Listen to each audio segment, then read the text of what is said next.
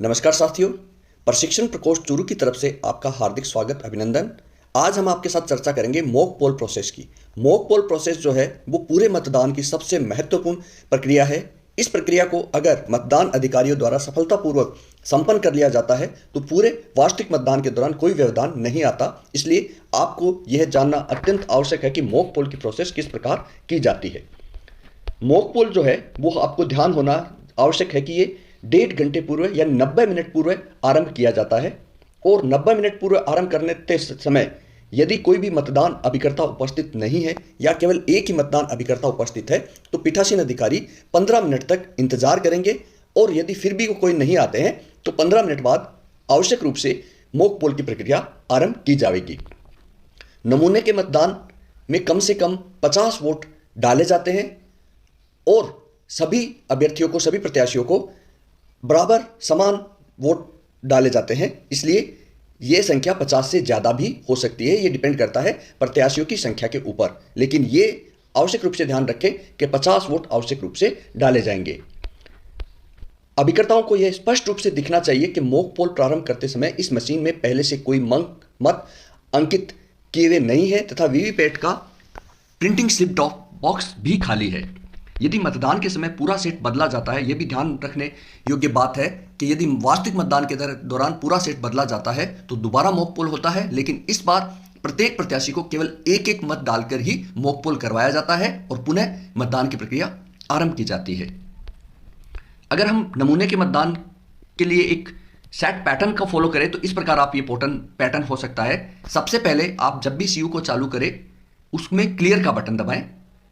Clear का button दबाने के बाद उसमें दर्ज मतों की संख्या 0 हो जाएगी। फिर आपको मॉक पोल करना है तो आप बैलेट जारी करेंगे। दूसरा क्रम हमारा बैलेट हो गया। फिर मिनिमम 50 वोट डालते हुए मॉक पोल की प्रक्रिया संपन्न होने के बाद आपको मशीन को क्लोज कर देना है। क्लोज करने के बाद रिजल्ट सभी अभिकर्ताओं को दिखाना है और जब रिजल्ट का मिलान हो जाता है उसके बाद मशीन को पुनः क्लियर करना है, स्विच ऑफ करना है सीयू को, और स्विच ऑफ करने के बाद वास्तविक मतदान हेतु उसे सील कर देना है। सील करने के लिए हमारा अलग वीडियो है, वो भी आप आवश्यक रूप से देखिए। यानी मॉक पोल की प्रक्रिया और सीआरसी ये पूरे मतदान की बहुत ही महत्वपूर्ण प्रक्रिया है। इसलिए आपको मॉक पोल समय पर आरंभ करना है और सीआरसी की प्रक्रिया को कभी भी नहीं भूलना है, नहीं छोड़ना है।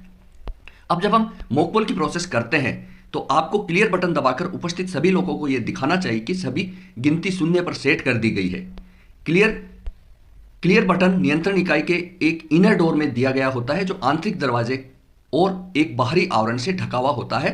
हम आपको ईवीएम की जो मशीन की प्रक्रिया है उसमें ये सारी बातें पूर्व की वीडियो में बता चुके हैं। आंतरिक दरवाजा साफ करें। परिणाम और प्रिंट बटन कंपार्टमेंट को कवर करता है। बाहरी आवरण आंतरिक दरवाजे के ऊपर प्रदान किया गया एक क्लोज बटन वाले डिब्बे को भी कवर करता है। यानी 2 आवरण होता है, एक बाहरी और आंतरिक। तो आंतरिक तो केवल रिजल्ट और क्लियर को कवर करता है, बाहरी आवरण पूरे को कवर करते हुए क्लोज बटन को भी क्लियर करता है। आंतरिक दरवाजा परिणाम बटन के ऊपर 2 छिद्रों के माध्यम से अंगूठे और उंगली डालकर खोला जा सकता है और फिर अंदर की कुंडी को एक साथ अंदर की ओर दबाकर दरवाजे को ऊपर की ओर खींचकर खोला जाता है। नेक्स्ट स्लाइड में हम आपको दिखाएंगे। क्लियर बटन दबाने पर डिस्प्ले पैनल पे क्रमिक रूप से जानकारी प्रदर्शित करना शुरू कर देंगे, जिसको हम अगली स्लाइड में बताएंगे।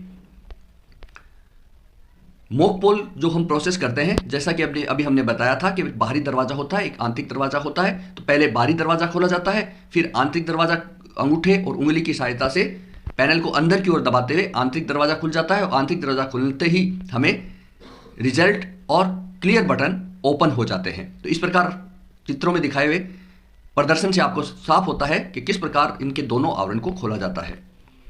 अब मॉक पोल में हम सबसे पहले क्लियर का बटन दबाते हैं तो उपस्थित मतदान एजेंटों को यह दिखाने के लिए क्लियर बटन दबाएं कि इसमें कोई भी वोट नहीं पड़ा है। और जैसे ही आप क्लियर बटन दबाते हैं तो मशीन यानी सीयू में विभिन्न प्रकार के मैसेज आते हैं। तो सबसे पहले उसमें आएगा deleting polled vote.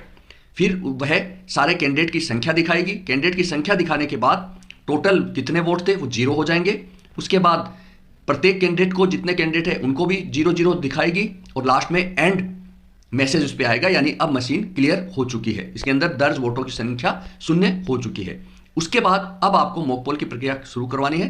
Mock poll की प्रक्रिया शुरू करवाने के लिए कंट्रोल यूनिट के पर बैलेट बटन दबाना पड़ेगा। डिस्प्ले सेक्शन में बीजी लैंप दबाने पर यह लाल रंग का चमकेगा तथा साथ ही बैलेट यूनिट पे रेडी लैंप भी बैलेट यूनिट में हरे रंग का चमकेगा। यानी जैसे ही आप बैलेट जारी करते हैं तो सीयू में लाल रंग का लाइट जल जाएगी और बीयू में हरे रंग की लाइट जल जाएगी। मतदान एजेंटों से अब यह कहा जाएगा कि वो अपने अपने प्रत्याशी को बराबर की संख्या में, जितने भी तय होते हैं, क्योंकि मिनिमम 50 है और सबको बराबर डालने होते हैं, तो एक संख्या निश्चित कर ली जाती है कि प्रत्येक प्रत्याशी को कितने वोट डाले जाएंगे। तो या तो एक एक करके सभी पोलिंग एजेंट्स को कहकर वोट डलवाए, या पहले एक पोलिंग एजेंट को कह दिया जाए कि आप अपने प्रत्याशी को जितनी संख्या निर्धारित की गई है उतनी संख्या डाल दें। तो मतदान एजेंट से एक अथवा बराबर संख्या में मत डालने के लिए कहे। किसी भी उम्मीदवार के लिए वोटों की संख्या और यह याद रखने का अनुरोध भी करें कि उन्होंने किसको वोट और कितने वोट दिए हैं, ताकि जब हम परिणाम दिखाएं तो उससे उसका मिलान हो सके। अब जब निर्धारित संख्या में न्यूनतम 50 वोट और बराबर वोटों की संख्या जब डाल चुके हैं, तो अब हम सीयू में कंट्रोल यूनिट में क्लोज बटन दबाकर मॉक पोल को हम बंद कर देंगे। और क्लोज बटन बंद करने के बाद नियंत्रण इकाई में बैलेट बटन दबाकर अभिकर्ताओं को यह जरूर दिखाएं कि अब इसमें हमने मतदान को क्लोज कर दिया है और अन्य कोई बटन अब इसमें एक्टिव नहीं है। और जैसे ही हम बैलेट बटन दबाएंगे तो वो इनवैलिड का मैसेज प्रदर्शित करेगा, यानी अब मतदान बंद हो चुका है। मतदान बंद होने के बाद यानी क्लोज करने के बाद हमें रिजल्ट बटन को दबाना है और रिजल्ट बटन दबाकर मॉक पोल का रिजल्ट सीयू डिस्प्ले करेगी कि कौन से कैंडिडेट को कितने वोट दिए गए हैं। ये एक चार्ट के रूप में हम आपको यहां से पूरी मॉक पोल के प्रोसेस को हम यहां पे समझने का प्रयास करेंगे कि मॉक पोल किस प्रकार है। एक नंबर पे सबसे पहले प्रेस बैलेट बटन। जैसे ही बैलेट बटन प्रेस करेंगे सीयू में रेड लाइट जल जाएगी, बीयू में ग्रीन लाइट जल जाएगी। अब पोलिंग एजेंट जो है वो कैंडिडेट के आगे ब्लू बटन है उसको प्रेस करेंगे। ब्लू बटन प्रेस करते ही जो सीयू की रेडी बटन है वो ऑफ हो जाएगा और बीयू का भी जो ग्रीन लाइट है वो ऑफ हो जाएगी। एक बीप साउंड आएगा और उसके बाद हम टोटल बटन को प्रेस करके ये वेरीफाई करते रहेंगे कि इस मशीन में कितने वोट दर्ज है और उसके बाद लास्ट में हम क्लोज बटन दबा के हमारे मॉक पोल को क्लोज कर देंगे।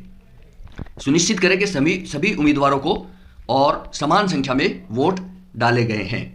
तो ये वापस एक बार यहां चार्ट की सहायता से हम यहां समझेंगे कि आपको clear, ballot, close, result, clear, switch off और सील, ये पूरी प्रोसेस आपको मॉक पोल से और वास्तविक मतदान के पूर्व इस चार्ट की सहायता से आप समझ सकते हैं। सबसे पहले आपको क्लियर दबाना है, मशीन में 0 है, फिर आप बैलेट दबा के निर्धारित वोट डलवाएंगे मॉक पोल के दौरान, फिर क्लोज कर देंगे, रिजल्ट दिखाएंगे, फिर वापस मशीन को क्लियर करेंगे, स्विच ऑफ करेंगे और वास्तविक मतदान के लिए सील कर देंगे। बनावटी मतदान या वास्तविक मतदान का परिणाम जो है वो रिजल्ट का बटन दबाने पे उम्मीदवारों की कुल संख्या, मतदान प्रारंभ करने का समय, मतदान समाप्ति का समय, कुल डाले गए मतों की संख्या एवं प्रत्येक उम्मीदवारों को प्राप्त मतों की संख्या डिस्प्ले होती है। इसे नोट किया जाए। जैसे रिजल्ट दबाएंगे ये सारी की सारी चीजें सीयू में मैसेज के रूप में दिखाई देने लग जाती है। जैसे इसमें आप देख सकते हैं, जैसे ही रिजल्ट बटन दबाया सीयू में दिखेगा कंप्यूटिंग रिजल्ट, फिर आएगा poll result, poll date, then poll starting time, poll end time, serial number, candidate कितने हैं जितने उसमें दर्ज होंगे और टोटल वोट पोल कितने हैं, और उसके बाद प्रत्येक कैंडिडेट को डाले गए वोटों की संख्या उसमें प्रदर्शित होती है। उसके बाद जब हम सीयू में रिजल्ट दिखा चुके हैं तो अब हम वीवीपैट के ड्रॉप बॉक्स में निकली पर्चियों की गणना करेंगे। तो सर्वप्रथम स्लिप ड्रॉप बॉक्स को खोलेंगे, खोलकर अब उसमें से मत पर्चियां बाहर निकालेंगे। ड्रॉप बॉक्स में पड़ी हुई मत पर्चियों को हम इस प्रकार दिखाए गए चित्र के अनुसार खोलकर बाहर निकालेंगे और उसकी गिनती करके सीयू के रिजल्ट से मिलान करेंगे। वीवीपैट में स्वयं की जांच की स्लिप भी निकलती है। प्रत्येक बार जब वीवीपैट को चालू किया जाता है तो 7 सेल्फ चेकिंग स्लिप निकलती है जिन्हें गणना में शामिल नहीं किया जाता है। तो ये सेल्फ है और सभी की रिपोर्ट ओके निकलती है, तो इन्हें गणना में शामिल नहीं किया जाता है। और जब जब मशीन को चालू किया जाएगा ये 7 सेल्फ चेकिंग स्लिप हर बार निकलेगी। ये मतगणना की जो स्लिप प्रत्याशियों के अनुसार इसमें निकलेगी, उनका एक जो नमूना है कि किस प्रकार उसमें उसका नाम होगा, उसका सिंबल होगा और कैंडिडेट का सीरियल नंबर होता है। उस स्लिप में ये सारी चीजें आती है, तो ये आपको इसके द्वारा देखा जा सकता है। उसके बाद इन मॉक पोल की जो पर्चियां वीवीपैट से निकल रही है उन सभी प्राप्त स्लिप के पिछले हिस्से पर मॉक पोल स्लिप की मोहर लगाई जाएगी। ये ध्यान रखना है, मोहर लगानी आवश्यक है। और उसको मोहर लगाकर इन्हें काले लिफाफे में रखकर और काले लिफाफे पर सभी प्रविष्टियां अंकित कर सील बंद कर दिया जाएगा। इस पर पीठासीन अधिकारी व पोलिंग एजेंट आवश्यक रूप से हस्ताक्षर करेंगे। तो ये काले रंग का जो लिफाफा है वो इस प्रकार का होता है। इस पे सारी प्रविष्टियां होती है जिन्हें पीआरओ के द्वारा भरा जाना है।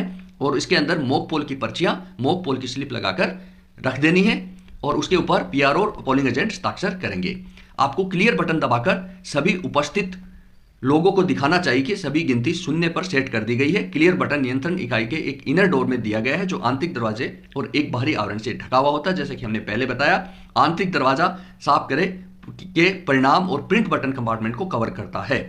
बाहरी आवरण आंतरिक दरवाजे के ऊपर प्रदान किया गया है और क्लोज बटन वाले डिब्बे को भी कवर करता है। तो इस प्रकार आपको मॉक पोल की प्रक्रिया संपन्न करवानी है और आवश्यक रूप से ये नोट कर लें, मॉक पोल करवाना और उसके बाद सीआरसी करवाना अति आवश्यक है।